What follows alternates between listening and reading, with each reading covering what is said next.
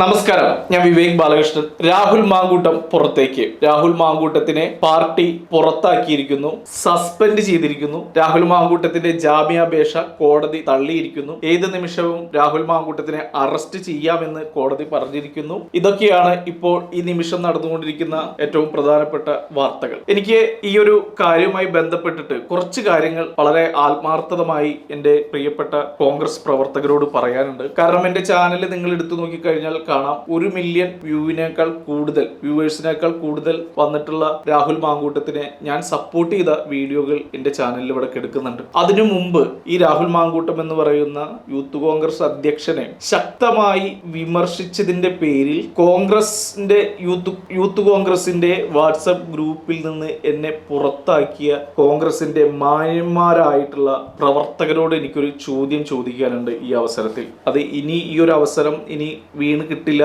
എന്നുള്ളത് കൊണ്ട് തന്നെ നമ്മുടെ ഇടയിലുള്ള ഒരു പ്രവർത്തകനെ, ഒരു പാർട്ടി പ്രവർത്തകൻ ചെയ്യുന്ന തെറ്റിനെ കാണിക്കുക എന്ന് പറയുന്നത് ഒരു ആത്മാർത്ഥമായ ഒരു പാർട്ടി പ്രവർത്തകന്റെ ചുമതലയാണ്. അതുകൊണ്ട് തന്നെയാണ് ഈ വിമർശനങ്ങളൊന്നും തന്നെ ഇത്തരത്തിലുള്ള ഒരു സ്ത്രീ വിഷയവുമായി ബന്ധപ്പെട്ട രാഹുൽ മാങ്കൂട്ടത്തിന് യാതൊരുവിധ ആരോപണങ്ങളും കേരളത്തിൽ നിലനിൽക്കാത്ത സമയത്താണ് ഞാൻ രാഹുൽ മാങ്കൂട്ടം എന്ന് പറയുന്ന പ്രിയ സഹപ്രവർത്തകനെ അന്ന് വിമർശിച്ചുകൊണ്ട് രാഹുൽ മാങ്കൂട്ടം കോൺഗ്രസിലെ വാഴയാണ് എന്ന് പറഞ്ഞുകൊണ്ട് തംബ്ലൈൻ വെച്ചിട്ട് ഞാൻ രാഹുൽ മാങ്കൂട്ടത്തിനെ വിമർശിച്ചത്. ആ വിമർശനത്തിന്റെ ആ വീഡിയോയുടെ ലിങ്ക് ഞാൻ ആദ്യം അയച്ചു കൊടുക്കുന്നത് ശ്രീ രാഹുൽ മാങ്കൂട്ടത്തിന് തന്നെയാണ്. ഞാൻ അദ്ദേഹത്തോട് പറഞ്ഞു, നിങ്ങളിത് കേൾക്കണം, കേട്ടിട്ട് എനിക്ക് അതിൻ്റെ റിപ്ലൈ തരണം എന്ന് പറഞ്ഞു. തിരിച്ച് ഞാൻ വന്ന് നോക്കിയപ്പോൾ എൻ്റെ ഫോണിൽ കാണുന്നത് ഈ പറയുന്ന കോൺഗ്രസിലെ യൂത്ത് കോൺഗ്രസ് ഗ്രൂപ്പിൽ നിന്നും എന്നെ പുറത്താക്കി. അതിൻ്റെ മുമ്പ് ഞാൻ കണ്ടത് ഈ പ്രിയപ്പെട്ട സഹോദരങ്ങൾ, എൻ്റെ തന്തയ്ക്കും തള്ളയ്ക്കും എന്ന് വേണ്ട ലോകത്തിലെ എന്നെ വിളിക്കാത്ത തെറികളൊക്കെ വിളിച്ചുകൊണ്ട് എന്നെ അധിക്ഷേപിച്ച സഹപ്രവർത്തകരെയാണ് ഞാൻ കണ്ടത്. എനിക്ക് അവരോട് ചോദിക്കാനുള്ളത്, ഇന്ന് നിങ്ങൾ പറയുന്ന രാഹുൽ മാങ്കൂട്ടത്തിൽ എവിടെയാണ് സാർ? അവരെ ആരാണ് സാർ പുറത്താക്കിയത്? ഇനി അയാൾ MLA ആവണതുകൊണ്ട്, MLA ആയിരിക്കുന്നത് കൊണ്ട് എന്തെങ്കിലും ഗുണമുണ്ടോ സാർ? ഇപ്പോൾ നിങ്ങൾ എന്നെ വിളിച്ച തെറികൾ നിങ്ങൾ ഇപ്പോൾ രാഹുൽ മാങ്കൂട്ടത്തിനെ വിളിക്കുമോ? കുറച്ചെങ്കിലും മുളിപ്പ് വേണം യൂത്ത് കോൺഗ്രസ്സുകാരെ എന്ന് തന്നെയാണ് എനിക്ക് പറയാനുള്ളത്. അമൂൽ ബേബികളായ ഊളകൾ, യാതൊരുവിധ ബോധവുമില്ലാതെ, രാഷ്ട്രീയ ബോധമോ രാഷ്ട്രബോധമോ ഒന്നും തന്നെ ഇല്ലാതെ 3 നേരം വെട്ടി വിഴുങ്ങി വലിയ കുളേണ്ടർമാരാണ് ഞങ്ങൾ കതറിട്ട കോൺഗ്രസ്സുകാരായ മാന്യന്മാരാണെന്ന് പറയുന്ന മണ്ടുണ്ണികളെ, നിങ്ങളോടാണ് എനിക്ക് ചോദിക്കാനുള്ളത്. സപ്പോർട്ട് ചെയ്യടാ രാഹുൽ മാങ്കൂട്ടത്തിനെ എന്നാണ് എനിക്ക് ചോദിക്കാനുള്ളത്.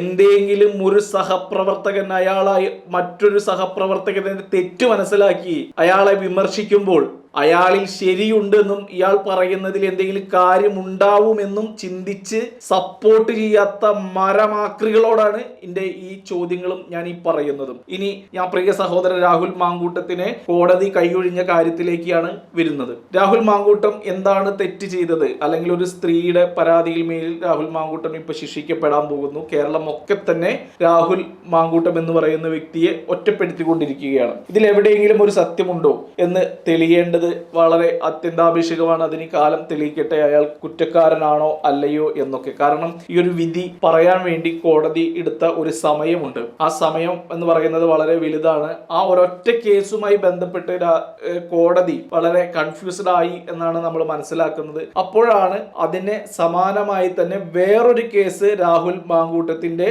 പേരിൽ ആരോപിക്കപ്പെടുന്നത് എന്നുള്ളത് നമ്മൾ മനസ്സിലാക്കണം. അപ്പോൾ നമ്മൾ മനസ്സിലാക്കേണ്ടത്, ആദ്യത്തെ കേസ് നിർവീര്യമാക്കാനുള്ള ഒരു വിധത്തിലുള്ള കാര്യങ്ങൾ അവിടെ ഉണ്ടാവുന്നു എന്ന് ഈ പറയുന്ന ഇരയുടെ ഭാഗത്തുള്ളവർ മനസ്സിലാക്കുന്നു. അതിനെ ഒന്നും കൂടി ഊർജ്ജസ്വലമാക്കാൻ വേണ്ടി മറ്റൊരു കേസ് കൂടി കൊണ്ടുവരുന്നു എന്നുള്ളതൊക്കെയാണ്. ഇതേ സമാനമായ രീതിയിൽ തന്നെയാണ് വേടൻ എന്ന് പറയുന്ന കലാകാരന്റെ കേസും കേരളത്തിൽ നിലനിന്നിരുന്നത്.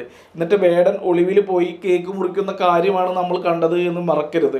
അപ്പോൾ ഇവിടെ ഭരണകൂടത്തിന്റെ വ്യക്തമായ ഇടപെടലുകൾ ഉണ്ടോ എന്ന് നമ്മൾ സംശയിക്കേണ്ടിയിരിക്കുന്നു. അത് എത്രമാത്രം ഉണ്ട് എന്ന് കാലം തെളിയിക്കേണ്ടതാണ്. ഏതായാലും അതൊക്കെ തന്നെ രാഹുലിന്റെ ഈ ഒരു കഷ്ടകാലത്തിൽ അദ്ദേഹത്തിനെ ബാധിച്ചിരിക്കുന്നു എന്ന് വേണം നമ്മൾ മനസ്സിലാക്കാൻ എന്നാണ് എനിക്ക് ഇപ്പോൾ രാഹുലിനെ കുറിച്ച് പറയാനുള്ളത്. രാഹുലിനെ കുറിച്ച് ആലോചിക്കുമ്പോൾ വളരെയധികം വിഷമമുണ്ട്, സഹതാപമുണ്ട്, ഒക്കെ തന്നെയുണ്ട്. പക്ഷേ ഇത്തരത്തിലുള്ള തെറ്റുകൾ ഇനി ആവർത്തിക്കാതിരിക്കട്ടെ, കാലം രാഹുലിന് ഒരു നീതി കൊടുക്കട്ടെ എന്ന് പ്രാർത്ഥിക്കുന്നു. അതുപോലെ തന്നെ കോൺഗ്രസ്സുകാർ ഇപ്പൊ ചെയ്യുന്ന ഭൂലോക ഊളത്തരം എന്ന് പറയുന്നത്, ഇന്നലെ രാത്രി ഷെഹനാസ് എന്ന് പറയുന്ന എഴുത്തുകാരി, എനിക്ക് അവരെ വർഷങ്ങളായിട്ട് അറിയാവുന്നതാണ്, അവരുടെ എഴുത്തുകൾ ഞാൻ വായിക്കാറുള്ളതാണ്. അവരുടെ ആദ്യമായി അവർ പബ്ലിഷ് ചെയ്ത കലിഡോസ്കോപ്പ് എന്ന പുസ്തകം എനിക്ക് അവർ അയച്ചു തന്നിട്ടുണ്ടായിരുന്നു. ഞാനത് വായിച്ചതാണ്. അവർ നല്ലൊരു എഴുത്തുകാരിയാണ്, ഒക്കെയാണ്. പക്ഷെ അവരൊരു കോൺഗ്രസ്സുകാരിയാണ് എന്ന് മനസ്സുകൊണ്ട് എനിക്ക് പറയാൻ ഇപ്പോൾ കുറച്ചെങ്കിലും തോന്നുന്നുണ്ട്. മുമ്പൊന്നും അധികം തോന്നുന്നില്ല. കാരണം ഈ ഇലക്ഷൻ ഭാഗമായിട്ട് അവർ കുറെ കോൺഗ്രസ് സ്ഥാനാർത്ഥിമാരെ സപ്പോർട്ട് ചെയ്യുന്ന കാഴ്ച കാണുന്നുണ്ട്. അതിനു മുമ്പ് അവരുടെ എഴുത്തിലൊന്നും തന്നെ കോൺഗ്രസ് അനുഭാവി എന്നുള്ളത് അവരുടെ എഴുത്തിൽ തോന്നിയായിരുന്നില്ല എന്നുള്ളത് സത്യമാണ്. അവർ കംപ്ലീറ്റ് ഒരു ഇടതുപക്ഷ ചിന്താഗതി അവരുടെ തലയിൽ കൂടിക്കേറിയ ഒരു എഴുത്താണ് അവരിൽ നിന്ന് വരുന്നത്. ഒരു കോൺഗ്രസ്സുകാരുടെ എഴുത്തായിട്ട് എവിടെയും തോന്നിയില്ല. ഒരു 1.5 വർഷം വരെ മുമ്പ് വരെ അവരിപ്പോ ഷാഫി പറമ്പിലിനെ കുറ്റം പറഞ്ഞുകൊണ്ട് അല്ലെങ്കിൽ അധിക്ഷേപിച്ചുകൊണ്ട് പുറത്തേക്ക് മാധ്യമങ്ങളോട് പറഞ്ഞിരിക്കുകയാണ്. അപ്പോ ഇതേ കോൺഗ്രസ്സുകാര് എന്ത് ചെയ്യുന്നു? ഈ ഷെഹനാസിനെ പിടിച്ച് ഈ ഗ്രൂപ്പിൽ നിന്ന് പുറത്താക്കിയിരിക്കുന്നു. എനിക്ക് ചോദിക്കാനുള്ളത്, ഈ രാഹുൽ മാങ്കൂട്ടത്തിന്റെ ആണെങ്കിലും VD സതീശിന്റെ ആയിക്കോട്ടെ, അല്ലെങ്കിൽ രമേശ് ചെന്നിത്തലയുടെ ആയിക്കോട്ടെ, സണ്ണി ജോസഫിന്റെ ആയിക്കോട്ടെ, ഷാഫി പറമ്പിലിന്റെ ആയിക്കോട്ടെ, ആരുടെയും കുടുംബ സ്വത്തല്ല ഇന്ത്യൻ നാഷണൽ കോൺഗ്രസ് എന്നുള്ളത്. ഈ പറയുന്ന ഇവർക്ക് ജയ് വിളിക്കുന്ന ഊളകളായിട്ടുള്ള അമൂൽ ബേബികളായിട്ടുള്ള ആളുകൾ മനസ്സിലാക്കണം. ഇവിടെ രാഷ്ട്രീയം അല്ലെങ്കിൽ രാഷ്ട്രത്തെ സംബന്ധിക്കുന്ന കാര്യങ്ങൾ എന്തൊക്കെയാണെന്ന് ഭരണഘടന എഴുതി വെച്ചിട്ടുണ്ട്. അത് വായിച്ച് മനസ്സിലാക്കി വ്യക്തമായിട്ട് വേണം. ആരെങ്കിലും ഒരു നേതാക്കളെ പാർട്ടിക്കുള്ളിലുള്ള ആളുകൾ വിമർശിക്കുമ്പോൾ അത് എന്താണ് ഇവരെ പുറത്താക്കണം എന്ന് പറയുന്ന ഒരു ഫാസിസ നയമുണ്ടല്ലോ, അത് കോൺഗ്രസ്സുകാർക്ക് നല്ലതല്ല എന്ന് തന്നെയാണ് പറയാനുള്ളത്. അത് അങ്ങനെ ചെയ്യാതിരിക്കുക എന്നുള്ളതാണ്. അവർ പറയുന്നത് എന്താണെന്ന് നോക്കുക, പറയുന്നതിൽ കാമ്പുണ്ടോ എന്ന് നോക്കുക, സത്യമുണ്ടോ എന്ന് നോക്കുക, തെറ്റുണ്ടെങ്കിൽ അത് തിരുത്തി മുന്നോട്ട് പോവുക.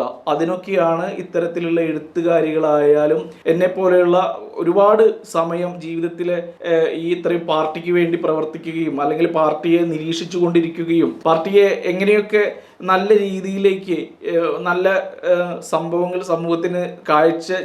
സമൂഹത്തിന് നൽകാൻ കഴിയും എന്നൊക്കെ ആഴത്തിൽ ചിന്തിച്ച് അതിനുവേണ്ടി കുറച്ചെങ്കിലും സമയം മാറ്റിവെച്ച് പ്രവർത്തിക്കുന്ന ആളുകൾ ഇതുപോലെയുള്ള കാര്യങ്ങൾ പറയുമ്പോൾ അതിന്റെ മേലെ കയറി അവനെ പുറത്താക്കണം ഇവനെ പുറത്താക്കണം എന്ന് പറയുകയല്ല വേണ്ടത്. അവർ പറയുന്ന കാര്യത്തിൽ കഴമ്പുണ്ടോ എന്ന് ചിന്തിച്ച് അതിനനുസരിച്ച് അതിന് നടപടി എടുക്കുകയാണ് പാർട്ടി ചെയ്യേണ്ടത്. അങ്ങനെയാണ് കാര്യങ്ങൾ കൈക്കൊള്ളേണ്ടത് എന്നുള്ളതാണ്. ഇപ്പോൾ ഈ ഒരു സംഭവവുമായി ബന്ധപ്പെട്ടിട്ട് എന്നെ ഗ്രൂപ്പിൽ നിന്ന് പുറത്താക്കിയപ്പോൾ ഒരുപാട് പേര് അതിനെ സപ്പോർട്ട് ചെയ്തിട്ട് വന്നിരുന്നു, എന്നെ തിരിച്ചെടുക്കണം എന്നൊക്കെ പറഞ്ഞു. ഞാൻ പറഞ്ഞു, പ്രിയ സഹോദരങ്ങൾ, എനിക്ക് വേണ്ടി വാദിക്കേണ്ട, അത് ഇനി ഞാൻ ആഗ്രഹിക്കുന്നില്ല എന്നുള്ളതാണ്. പിന്നെ ഇപ്പോഴും ഒരു 6-7 മാസമായിട്ട് ഞാൻ ഫോണേ യൂസ് ചെയ്യുന്നില്ല. ഞാൻ ഫോണ് ഒന്നും തന്നെ യൂസ് ചെയ്യാതെ, മുമ്പും അങ്ങനെയായിരുന്നു, ഇപ്പോൾ അതിൻ്റെ ഒരു ഇടക്കാലത്തായിരുന്നു ഫോണൊക്കെ യൂസ് ചെയ്ത് തുടങ്ങിയത്. ഇപ്പോൾ തീരെയും ഫോൺ യൂസ് ചെയ്യുന്നില്ല എന്നുള്ളതാണ്. അതെൻ്റെ മെൻ്റലി എനിക്ക് കുറച്ച് ഫ്രീ ആവാൻ വേണ്ടി ഞാൻ അങ്ങനെ ചെയ്യുന്നതാണ്. അപ്പോൾ അതുകൊണ്ട് തന്നെ ആയിരിക്കും ഇനി ഗ്രൂപ്പിൽ ആഡ് ചെയ്തിട്ടുണ്ടോ എന്നൊന്നും എനിക്കറിയില്ല. പക്ഷെ ഇത്തരത്തിലുള്ള കാര്യങ്ങൾ പാർട്ടിയിൽ നിന്ന് ആരെങ്കിലും പറയുമ്പോൾ